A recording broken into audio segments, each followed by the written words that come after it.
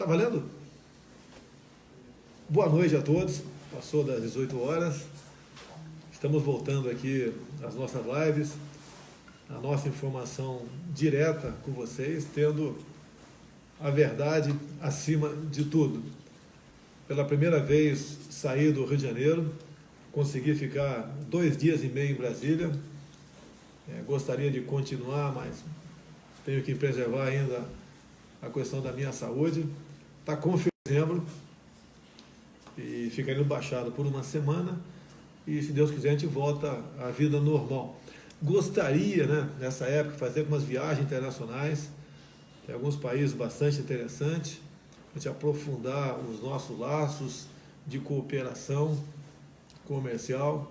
Já vimos tratando, mesmo lá atrás, antes das eleições, quando viajamos para outros países, a questão de fazermos acordos bilaterais. Você pode ver, a nossa biodiversidade na Amazônia vai ficar lá apenas deixando que alguns explorem de forma clandestina. Eu já estive na Amazônia algumas vezes. Eu lembro uma viagem que eu fiz com o Exército Brasileiro, o Projeto Calha Norte, na região do Pelotão de Fronteira Surucucu, pintou lá um branquelão 2 metros de altura, não era brasileiro, uma mochila nas costas, aquele telefone Globosat, talvez o contador Geja ali, e pesquisando, coletando dados, nossa biodiversidade. Por que não podemos fazer acordos para explorar nossa biodiversidade amazônica com alguns países, sem o viés ideológico, deixar bem claro. O que é sem viés ideológico? É sem viés ideológico. Não é como alguns da imprensa falaram que ia ter problema com a China. Não tem problema nenhum com a China. Recebi, foi a semana passada, o embaixador da China, conversamos bastante, já recebi embaixadores dos Estados Unidos, de vários países do mundo todo, e vamos buscar aí o melhor para o nosso Brasil. E alguns países estão muito felizes com a nossa eleição, porque exatamente deixarão de fazer comércio com o Brasil com o viés ideológico. Nós queremos que os produtos do Brasil sejam colocados lá fora no melhor preço possível para nós. Temos falado, inclusive, em agregar valor, porque olha só, nós vivemos em grande parte o nosso comércio externo com os commodities. O que são os commodities? A questão dos minérios e produtos agrícolas, produtos do campo. O do campo, nós temos uma fronteira muito grande pela frente ainda, temos como buscar produtividade e outras coisas. Agora, a questão mineral vai acabar um dia. Não podemos, por exemplo, como fizemos há pouco, entregar o nióbio de Catalão para um país. Não pode, isso aí tem que ser nosso. Empresa para explorar tem que ser brasileira. E eu duvido que se empresário brasileiro tivesse confiança no seu presidente, não faria um negócio em Catalão. Como, por exemplo, Araxá. Ninguém quer rever nada, ninguém vai privatizar nada no Brasil, mas quando estive em Araxá, tem país que importa nióbio nosso e não sabe ainda, por falta de tecnologia, como utilizar. Então faz reserva estratégica. E o Brasil não está preocupado com isso. Vamos nos preocupar com isso, vamos buscar investir em pesquisa do nióbio, porque a Alemanha usa no chassi de automóvel. E países outros estão usando nas estruturas metálicas de prédio, porque ele é mais resistente e tem uma certa flexibilidade, então é mais resistente a abalos sísmicos. A China fez um gasoduto de 9 mil quilômetros há pouco tempo, usando em parte o nosso nióbio, que é mais ou menos o seguinte: cada tonelada de aço, aproximadamente 400 gramas de nióbio, resolveu o problema. Você, num tubo, por exemplo, você consegue, com a mesma bitola, ter uma vazão o dobro de que uma bitola feita de aço apenas, porque ele é mais resistente a rachaduras. Então temos uma infinidade de aplicação para o nióbio, não podemos continuar entregando, porque se só nós temos no momento 98%, vamos fazer com que agreguemos valor a isso aí. Parece que falta espírito de patriotismo para muita gente aqui no Brasil. Por enquanto, deixo bem claro, não sou presidente da República. Fui a Brasília, fiz as visitas protocolares, visitei o presidente do Supremo Tribunal Federal, do STJ, o presidente da República, visitei os 3 comandantes militares, o ministro da Defesa, Semana que vem volta, uma semana curta, tem um feriado quinta-feira. Um dia vai ser para visita, outro vai ser lá no Banco do Brasil, onde estão fazendo a transição. E deixe bem claro, não sou o presidente da República. Estão botando na minha conta o reajuste do Judiciário. Estão botando na minha conta o reajuste do Judiciário. Como se tivesse poderes para impedir. Eu dei a minha opinião, que era inoportuno aquilo no momento, mas a decisão não é minha. A decisão agora está nas mãos do presidente Michel Temer, se vai sancionar ou vai vetar. Tá? E querem botar na minha conta para eu começar com problemas junto a instituições. Tá? Não, se eu fosse presidente, tomaria a decisão. Não sou, a decisão está nas mãos agora do senhor Michel Temer, como estava nas mãos do senhor Eunício Oliveira, a aprovação desse projeto, a votação desse projeto aí. Deixo bem claro, tá certo? Que o mercado vem reagindo favoravelmente após as nossas eleições. Tá? Vários empresários estão anunciando investimento no Brasil. Muitos falaram para mim, e vocês sabiam disso, que iam rever os seus planos estratégicos de investimento no Brasil. Porque no próprio plano de governo do PT tinha coisas absurdas ali, que não está de acordo com o livre mercado, com a liberdade de imprensa, com a liberdade do seu povo. Era tudo voltado para... Inclusive, falava-se muito, né, em estatizações. Agora, a imprensa acusava a mim, não acusava o outro lado. Então, as coisas estão fluindo naturalmente. Conversei hoje com o economista Paulo Guedes. A questão da reforma da Previdência. Está no jornal O Globo de hoje. Botando na minha conta a possibilidade de passar de 11% para 22% a contribuição previdenciária. O que eu recebi em Brasília foram projetos, ou de iniciativa do Executivo, ou de iniciativa de parlamentar, para estudar o que a gente pode aproveitar ali para o ano que vem, e pelo que eu estou vendo, pouca coisa pode ser aproveitada, porque nós queremos uma reforma da Previdência, mas não podemos começar com a Previdência pública normal que está aí, do trabalhador, da iniciativa privada, aquele que paga, desconta os 11% do INSS, não é por aí. Tem coisa errada? Tem. Tem que se rever alguma coisa? Tem, tá? Mas a pública é a mais deficitária. E o que eu tenho falado, né? Eu gostaria de até dar mais direitos para todo mundo. Quem não gosta de direito para todo mundo? Mas o Brasil, como está chegando no limite a questão orçamentária, que quase tudo é despesa obrigatória. E a questão previdenciária, a despesa tem subido assustadoramente. Não queremos nos transformar o que foi há pouco tempo, qual país? Fugiu? A Grécia. A Grécia foi há pouco tempo. Chegou um momento que tiveram que aplicar um desconto lá, linear, de 30% todo mundo, para o país não entrar em colapso. Não queremos isso. Agora, todos têm que entender que está complicada a questão da Previdência. É difícil você abrir um negócio no Brasil. É difícil abrir um negócio no Brasil. Estava discutindo hoje, estava com a Carol Heller, entrevista com uma rádio lá dos Estados Unidos, voltada para brasileiros, obviamente, né? E ela falando sobre isso lá. Olha, aqui nos Estados Unidos, se você quiser trabalhar 10 horas, trabalha. Quer trabalhar 15, você trabalha. Quer trabalhar domingo e feriado, 20 horas você trabalha. Você vai receber de acordo com o seu trabalho. Agora, eu perguntei para ele, se alguém quiser fazer uma folguinha, passar sábado, domingo passeando, pode, mas não vai receber nada. Agora, aqui é o Brasil, o país dos direitos, tem direito para tudo, só não tem emprego. Já vão à esquerda falar, ele quer acabar com o direito trabalhista. Então, antes que vocês falem besteiras, pessoal da esquerda aí, alguns órgãos de imprensa também, dizer que os direitos trabalhistas estão lá no artigo 7º da Constituição, tem que estar cheio de direito lá. Só militar não tem direito ali. Tem uns 30 direitos, tá ok? Não tem como tirar, e eu não vou dar murro em ponta de faca, cláusula pétrea, tá? Mas é o país do direito, você tem tanto direito, e você não tem emprego. É muito simples. Aí, o que nós queremos, né?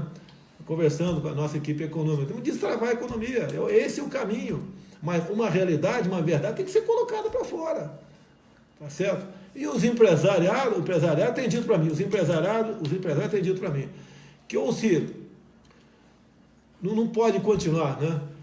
Nós temos que decidir todos os direitos, desemprego ou menos direito de emprego. E não sei o que estou falando isso, vão botar na minha conta, mas é uma realidade. A vida de sindicalista no Brasil, como regra, tem os bons sindicatos, sim, mas como regra, é muito boa. Fica lá engordando, acabou agora o desconto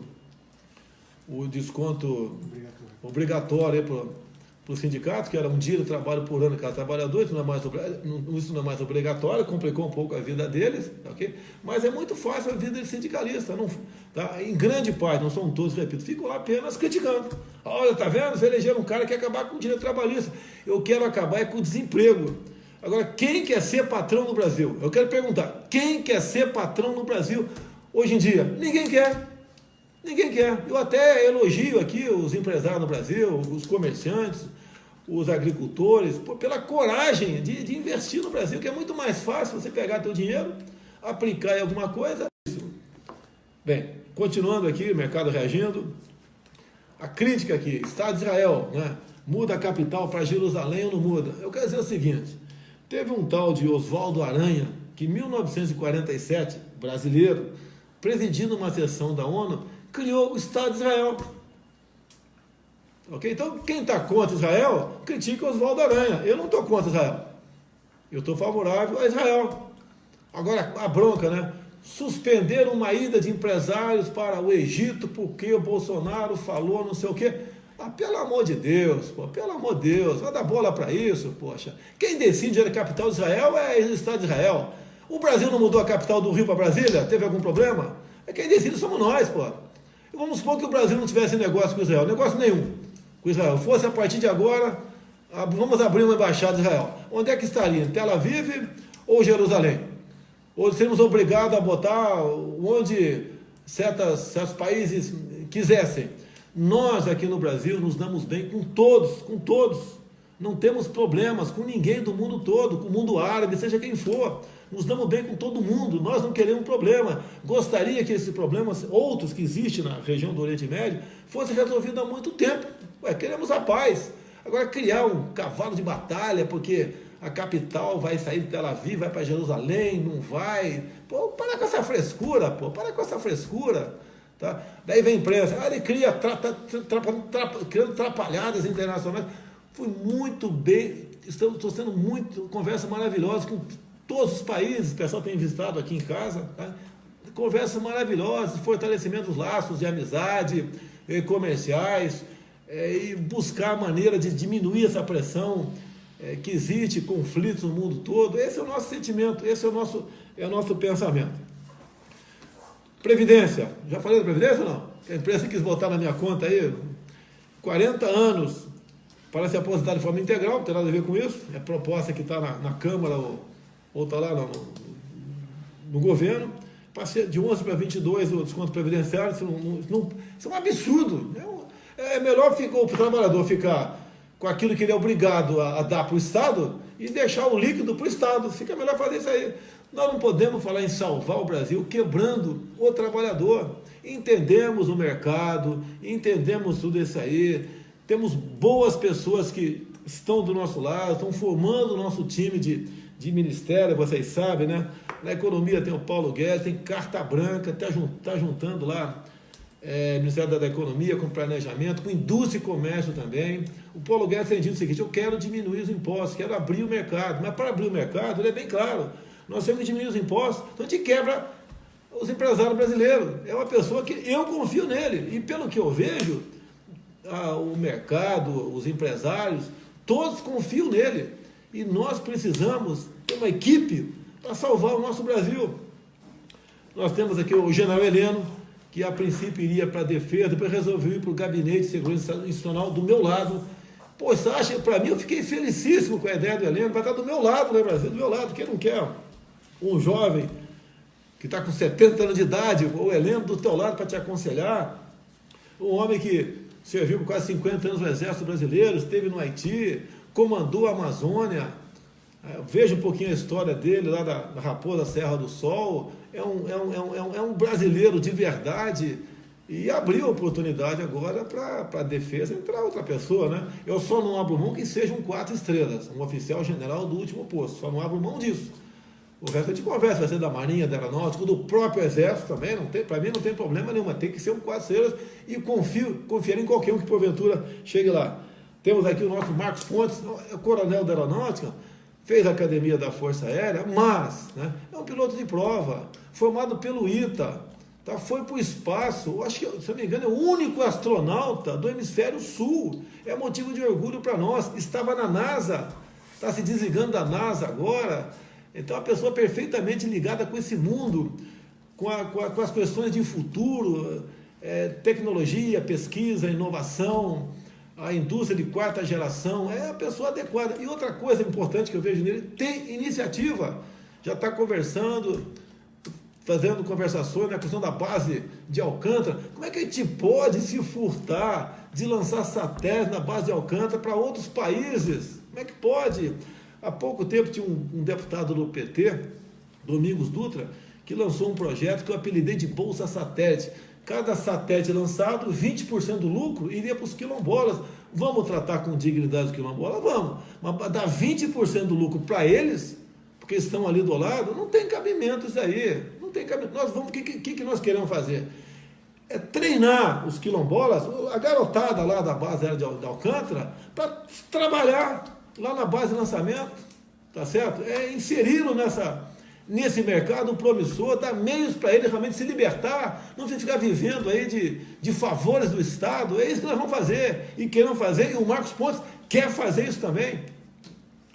Sérgio Moro é uma pessoa que, olha, Sérgio Moro, conversei uma vez com ele, tem acho que 8 meses, 10 meses atrás, conversei não, estava no aeroporto, fui cumprimentar, ele me cumprimentou e passou meio batido. Aí a imprensa, né? Moro ignora Bolsonaro. Eu fiquei quieto. Entendo a situação dele, que ele não pode dar muita conversa para a polícia. Depois vi que eu até estava errado em querer conversar, talvez um pouquinho com ele naquele momento. Alguns dias depois ele ligou para mim, conversamos uns 10 minutos. Eu estava se não me engano, estava no Piauí, na prefeitura lá do Mão Santa. Aí conversamos e por 10 minutos aproximadamente, isso tem 8, 9 meses atrás, e foi resolvido o assunto. Durante a campanha toda, nunca conversei com o Sérgio Moro, fui conversar com ele depois do segundo turno das eleições. E ele veio na minha casa, apresentou o que ele queria, caso aceitasse o Ministério da Justiça, e eu não tenho como falar não. Ele quer carta branca para combater a corrupção e o crime organizado. Ele quer meios. Ele quer que a Polícia Federal realmente esteja ali no seu guarda-chuva. Para isso, tínhamos que trazer o Ministério da Justiça, o Ministério da Segurança, para dentro da Justiça. Já estava em nossos planos. E foi, logicamente, isso aí foi comprovado nesse momento, no exato momento. Então, ele vai ter toda a liberdade para combater a corrupção e o crime organizado. E combate como o crime organizado? Seguindo o dinheiro. Vamos ter um braço da COAF dentro do Ministério da Justiça. Carta branca para ele trabalhar. As outras questões, conversei com ele, tá? Vamos supor que nós sejamos um pouco diferentes em algumas outras questões. Vamos supor a redução da maioridade penal. Tá? Eu gostaria que fosse 16. Vamos supor que ele fala que tem que ser 18. Vamos chegar no meu tempo, vamos propor 17. Tá? Vamos conversar. Ninguém quer impor nada, nem eu para ele, nem ele para mim. E assim nós vamos trabalhar. E ele está abrindo mão de 22 anos de magistratura. Quem faria isso pelo seu Brasil, né? O Onix, da Casa Civil, está fazendo um excelente trabalho de aproximação do parlamento. E a senhora Tereza Cristina, no Ministério da Agricultura. Eu vinha falando durante a campanha que quem vai indicar o ministro, né, ou ministra da Agricultura seria o setor produtivo. E assim aconteceu. Uma reunião com 50 parlamentares de vários partidos. O nome dela foi colocado na mesa como a pessoa que interessa para esse setor produtivo do Brasil. Eu fechei a questão no exato momento.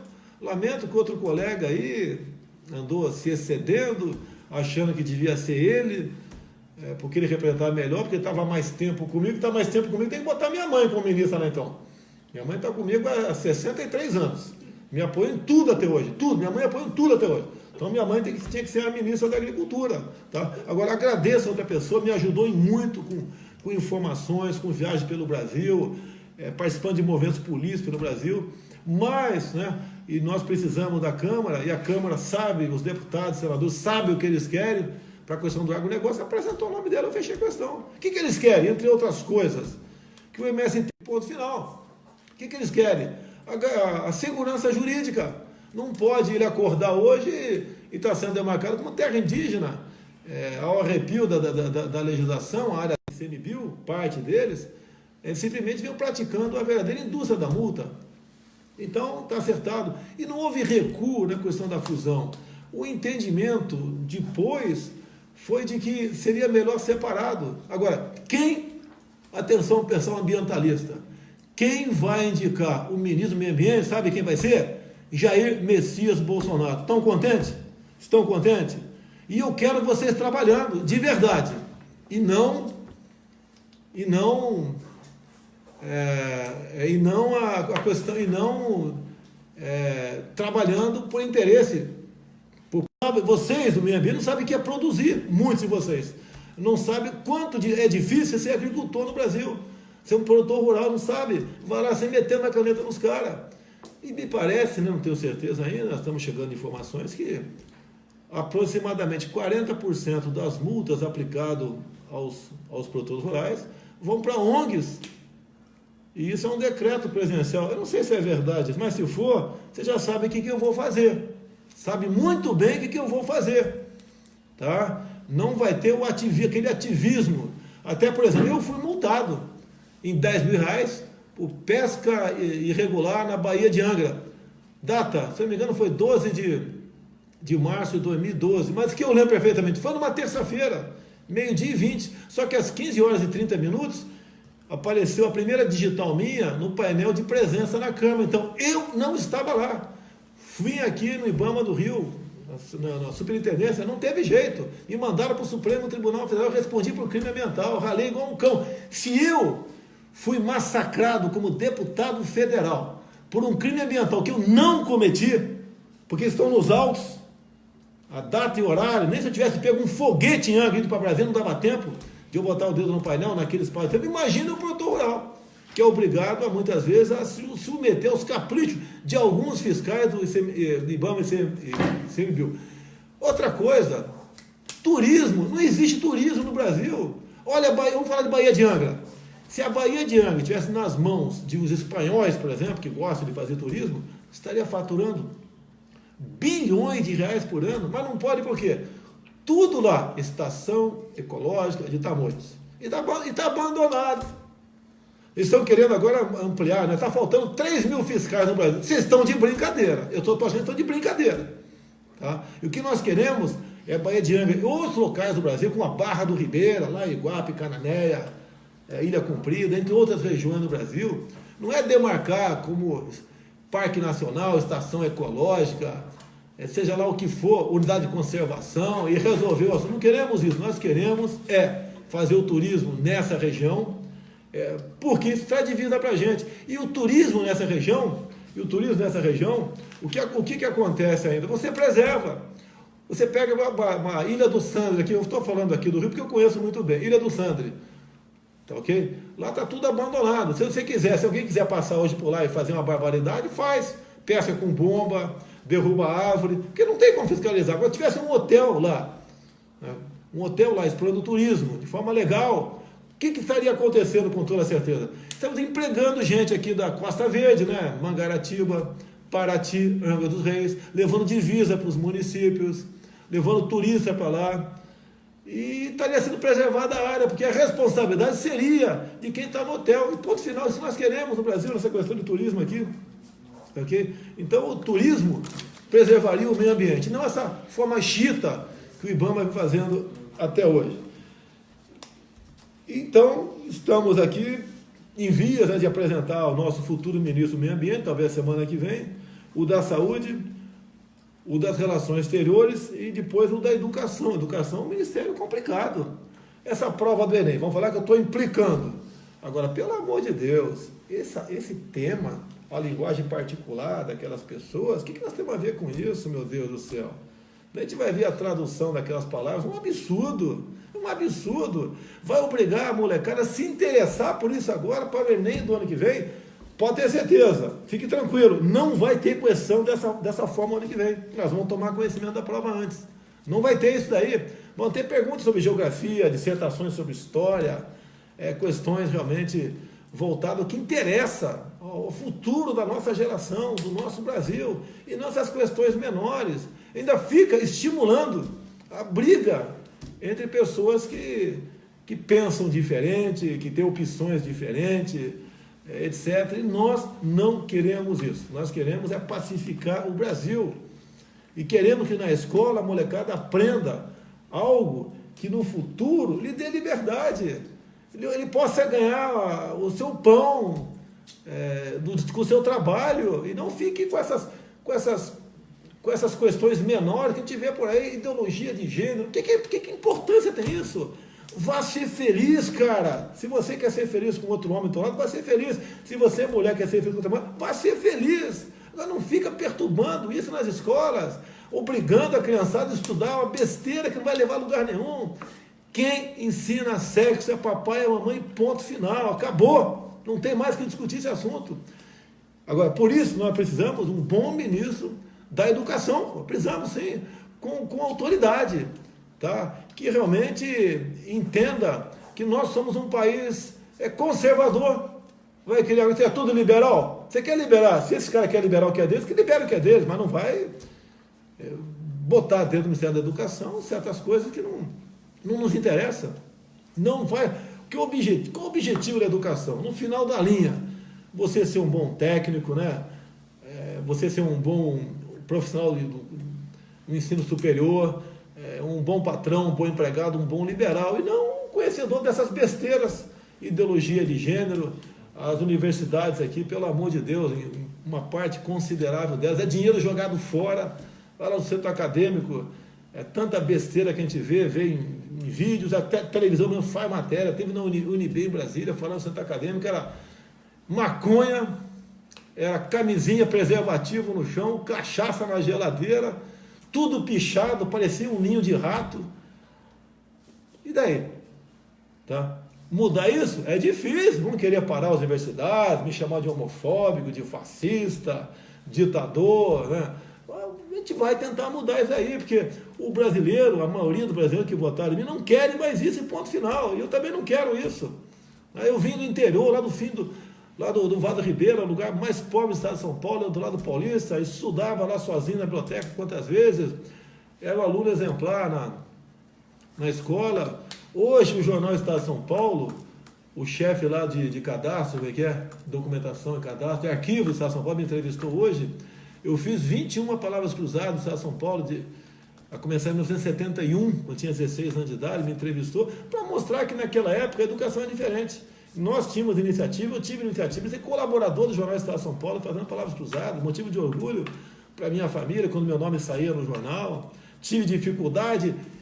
Qual foi meu cursinho? O meu dinheiro que eu ganhava pescando, tirando maracujá no meio do mato, palmito nas matas também, que hoje é crime, né? Eu estudei Instituto Universal Brasileiro por Correspondência, fiz português e fiz eletricidade, e consegui ter sucesso nos concursos da Escola Preparatória de Cadeia do Exército, em 73, 72, e em 73, num concurso para a Academia Militar das Agulhas Negras. Tinha lá mais de 10 mil candidatos para 38 vagas, e tive sucesso. E assim tem que ser o nosso ensino. O pai e a mãe tem que ter a garantia, a tranquilidade. Quando o filho está indo para a escola, não é para aprender a fazer sexo, não. O pessoalzinho que está no Ministério da Educação. Se é que eu posso falar que é educação esse ministério que está aí. Não é isso não, tá certo? Quando o pai bota o filho para a escola, é porque ele quer que aprenda alguma coisa. Nós sabemos que a educação quem dá aos pais, a instrução é na escola. E queremos mudar isso, vamos ter força? Eu peço a Deus que tenha.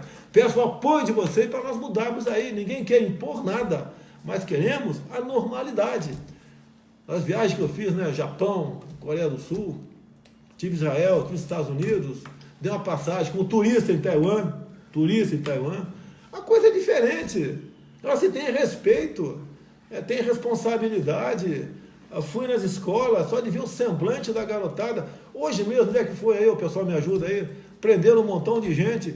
Desvio de merenda escolar. Olha só, a merenda fazendo história no Brasil, roubando comida de criancinha de escola pública, filho de pobre, pô, não dá para continuar assim. Sérgio Moro vai pegar vocês, vai bater olho, hein? Tá? Ele lá agora, ao contrário do que alguns estão falando aí, ele pescava com varinha, né? Agora vai pescar com rede de arrastão de 500 metros. E nós queremos isso, o povo quer isso. Combater a corrupção no Brasil, combater o que está dando errado, para a gente sonhar com aquilo que nós merecemos. Vou repetir aqui, olha Israel, Coreia do Sul, Japão. Veja o que eles não têm e olha o que eles são. Veja o que nós temos e o que nós não somos. O meu sonho é esse, fazer um Brasil diferente, respeitando a todos, seguindo o exemplo do patrão do Exército, o Duque de Caxias, pacificando o Brasil, para que nós possamos realmente ocupar um local de destaque no mundo. É isso que eu quero, e muito obrigado a todos vocês por confiar em mim. Eu repito aqui, eu peço a Deus que mais que inteligência nos dê força para poder bem decidir os futuros do nosso Brasil. Eu quero agradecer aqui a Adriana, está aqui a nossa intérprete de Libras, tá certo? Que colabora nessas lives. Para vocês as notícias verdadeiras, o que vem acontecendo no Brasil. Pessoal, eu muito obrigado a todos vocês e vamos para a posse, hein? O Brasil é nosso. Valeu!